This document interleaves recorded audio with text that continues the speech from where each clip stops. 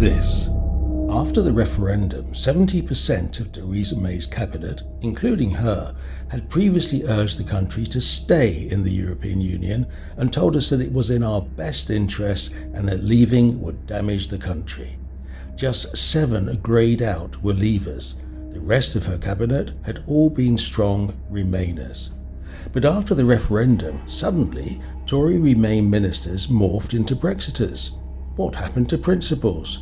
They weren't in it for principles. What were they in it for? I think power. But look at some of these. Before the referendum, Theresa May said, "I believe it is clearly in our national interest to remain a member of the European Union."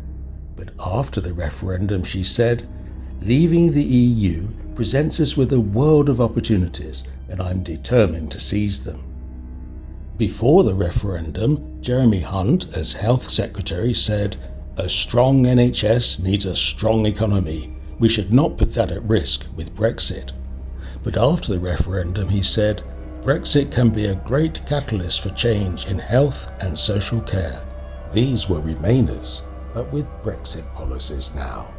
And before the referendum, Boris Johnson, sporting his Donald Trump hairstyle, said, "It's surely a boon for the world and for Europe that Britain should be intimately engaged in the EU." He wrote that in a column for The Telegraph when he thought that he would be supporting the Remain campaign, then hovered and decided that it was in his best interests not to. But after the referendum, he said, "We want to engage with the world again in a way that we haven't been able to do for 43 years.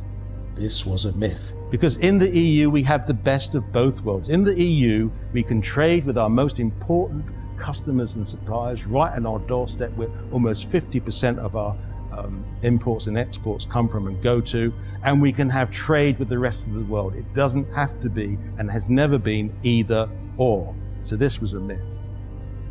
And then we had David Davis, who became the government's Brexit secretary.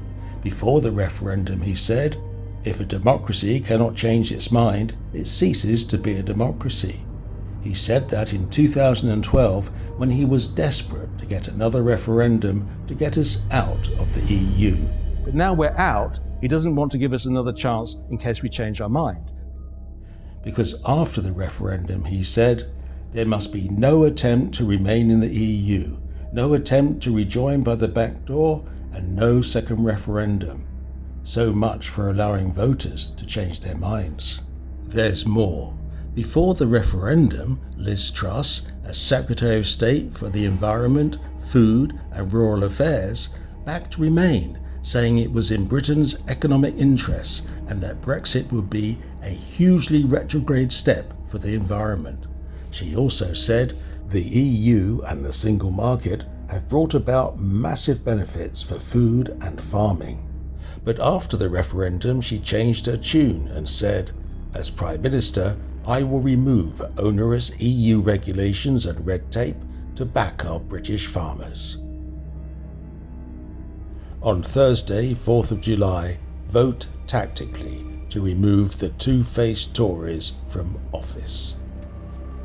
Theresa May's Brexit cabinet. But prior to the referendum, most of them were in favour of the EU or the single market.